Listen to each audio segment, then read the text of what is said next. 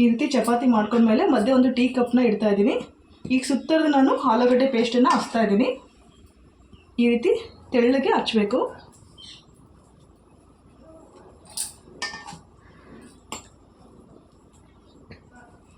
ಸುತ್ತರದ ಹಚ್ತಾ ಇದ್ದೀನಿ ಅಷ್ಟೇ. ಈಗ ಬೇಗ ಆಗೋಗ್ಬಿಡುತ್ತೆ, ಇದು ಚಟಾಪಟ್ ಅಂತ ಮುಗಿಯುತ್ತೆ.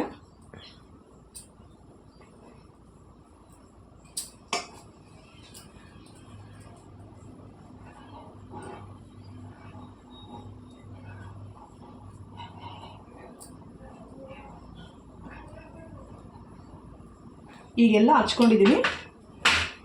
ಈಗ ಇದೆಲ್ಲ ಹಚ್ಕೊಂಡ್ಮೇಲೆ ಕಪ್ಪನ್ನ ತೆಗಿತಾ ಇದ್ದೀನಿ. ಕಪ್ಪು ಇಡೋದು ಉದ್ದೇಶ, ನಾವಿಲ್ಲಿ ಪೇಸ್ಟ್ ಮಧ್ಯದಲ್ಲಿ ಹಾಕ್ತಾ ಇಲ್ಲ. ಇದು ಯಾಕಂದರೆ ಮುಚ್ಚಲಿಕ್ಕೆ ಬೇಕು. ಯಾವ ರೀತಿ ಕಟ್ ಮಾಡೋದು ಅಂತ ಹೇಳ್ತೀನಿ, ನೋಡ್ಕೊಳ್ಳಿ. ಈ ರೀತಿ ಇರುತ್ತಲ್ಲ, ಮಧ್ಯೆ ಇರುತ್ತಲ್ಲ, ಈ ರೀತಿ ಕಟ್ ಮಾಡ್ಕೊತ ಹೋಗಿ.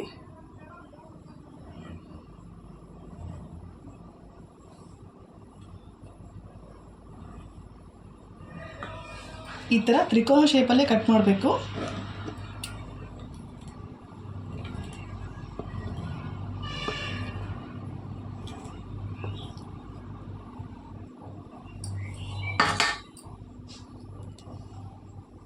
ಈಗ ನಾನು ಒಂದೇ ಲೇಯರ್ನ ಯಾವ ರೀತಿ ಸುತ್ತಬೇಕು ಅಂತ ಹೇಳ್ಕೊಡ್ತೀನಿ, ನೋಡ್ಕೊಳ್ಳಿ. ನೋಡಿ, ಇದು ಲಾಸ್ಟ್ ಇರುತ್ತಲ್ಲ, ಇದು ಕೂಡ ಈ ರೀತಿ ತುಪ್ಪ ಹಚ್ಚಿರ್ತೀವಲ್ಲ, ಚೆನ್ನಾಗಿ ಪ್ರೆಸ್ ಮಾಡಿದರೆ ಈ ರೀತಿ ಆಗುತ್ತೆ. ಇದನ್ನು ರೆಡಿ ಇಟ್ಕೊಳ್ಳಿ. ಹಿಂಗೆ ಇದೇ ಥರ ಎಲ್ಲನೂ ಮಾಡ್ಕೋಬೇಕು.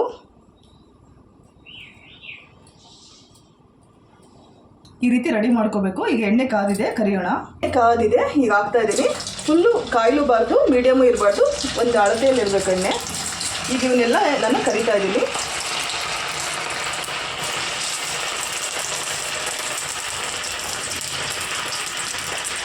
ಹಾಕಿದ ತಕ್ಷಣ ಕೈ ಆಡಬಾರ್ದು. ಇದು ಚೆನ್ನಾಗಿ ಬೇಯಲಿಕ್ಕೆ ಬಿಡಬೇಕು 2 ನಿಮಿಷ.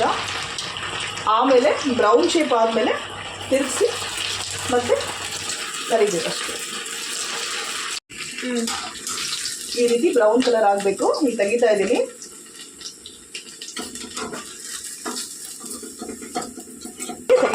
ಈ ರೀತಿ ಬ್ರೌನ್ ಕಲರ್ ಆಗಬೇಕು.